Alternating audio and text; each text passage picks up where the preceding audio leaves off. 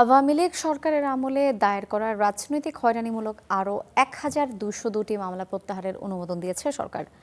মঙ্গলবার দুপুরে সচিবালয়ে তথ্য জানিয়েছেন স্বরাষ্ট্রমন্ত্রী সালাউদ্দিন আহমদ। তিনি বলেন, ৫ আগস্টের পর প্রতিহিংসামূলক যেসব মামলা হয়েছে সেগুলোর বিষয়ে তদন্ত করে ব্যবস্থা নেওয়া হবে। এদিকে ডেঙ্গুর কবল থেকে নগরবাসীকে রক্ষায় বুধবার থেকে মশক নিধন অভিযান জোরদার করার ঘোষণা দিয়েছেন স্বাস্থ্যমন্ত্রী।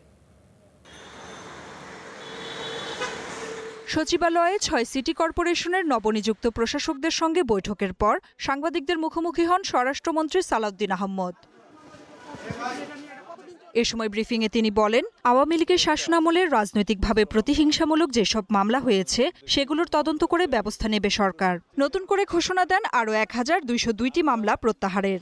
আমরা আজকেও ১২০২টা মামলা প্রত্যাহারের অনুমোদন দিয়েছি, যেগুলো ফেসিবাদের সময়, বিগত ফেসিবাদী সরকারের সময় রাজনৈতিক উদ্দেশ্য প্রণোদিত মামলা ছিল। এগুলো প্রত্যাহারের জন্য আজকে অনুমোদন দেওয়া হয়েছে।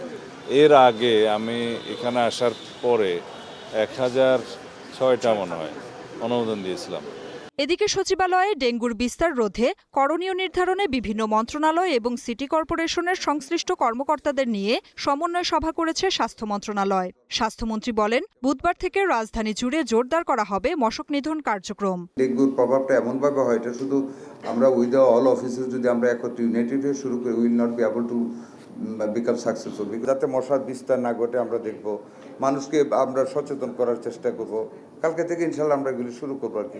ডেঙ্গুর বিস্তার বেড়েছে উল্লেখ করে স্বাস্থ্যমন্ত্রী বলেন, মানুষের সচেতনতা বাড়াতে সমন্বিত উদ্যোগের মাধ্যমেই মশক নিধন কার্যক্রম চালানো হবে। সবাই মিলে আমরা ডেঙ্গুকে মোকাবেলা করতে চাই। Nafia Farzana, star news.